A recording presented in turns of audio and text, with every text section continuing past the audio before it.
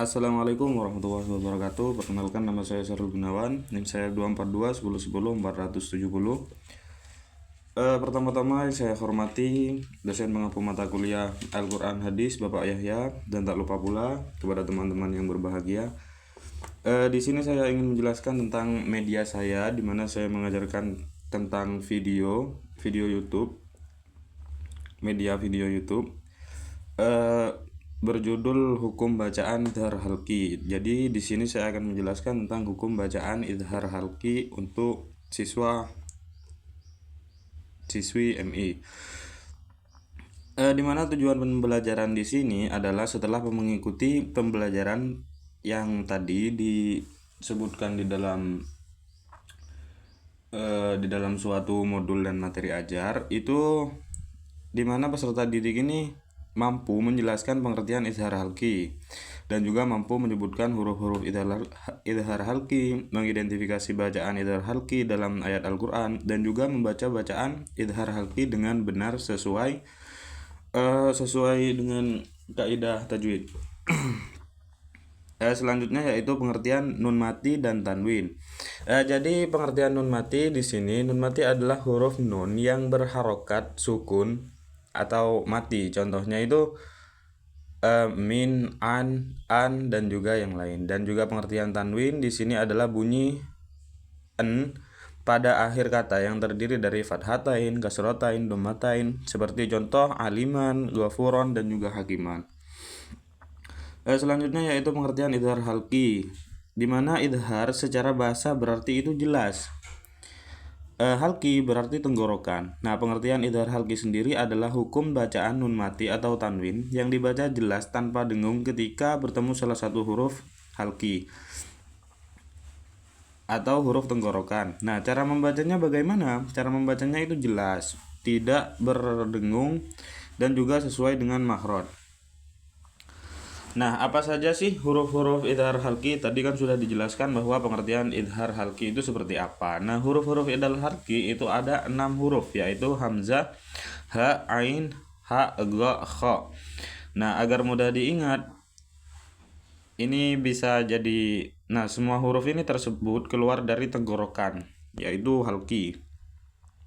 Selanjutnya yaitu mengapa sih bisa disebut dengan idhar halqi? Nah, karena huruf-hurufnya berasal dari tenggorokan, sehingga bunyi nun mati atau tanwin itu harus dibaca jelas.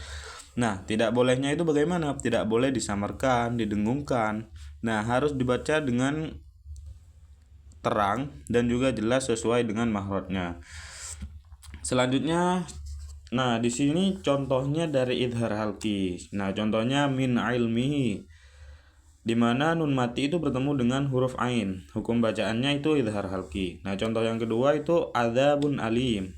Nah, di sini contohnya yaitu tanwin bertemu dengan huruf hamzah. Hukum bacaannya itu sama, idhar halqi juga. Nah, selanjutnya cara membaca idhar halqi itu bagaimana? Nah, langkah membaca itu temukan nun mati atau tanwin dulu. Nah, seperti yang tadi sudah saya jelaskan. Selanjutnya yaitu lihat huruf setelahnya. Setelahnya itu bertemu dengan hamzah, kha, ain, gin, ha, itu berarti itu termasuk huruf idhar halqi, dan cara membacanya itu dengan jelas, jangan menggunakan dengung.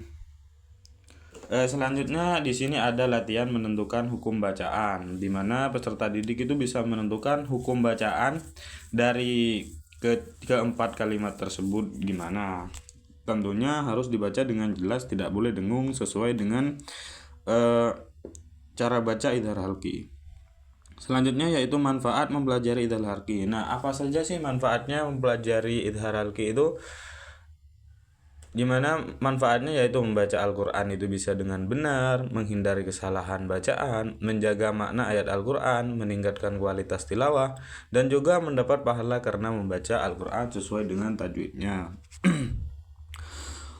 Nah, kesimpulan dari semuanya, idhar halqi adalah hukum bacaan nun mati atau tanwin yang dibaca jelas. Huruf idhar halqi itu berjumlah 6 huruf, hamzah, ha, kha, ain, gin, ha. Dan cara membacanya itu tanpa dengung, yaitu guna membaca Al-Quran itu sesuai dengan tajwid, merupakan kewajiban setiap muslim.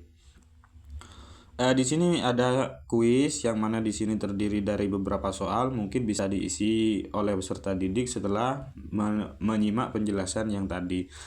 Selanjutnya di sini ada doa penutup yang mana bisa dibacakan ketika sudah mengakhiri suatu pembelajaran.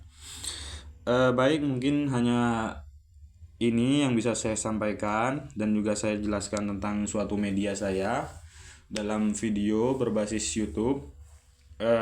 Mungkin apabila ada kesalahan dari awal sampai akhir, saya mohon maaf sebesar-besarnya. Assalamualaikum warahmatullahi wabarakatuh.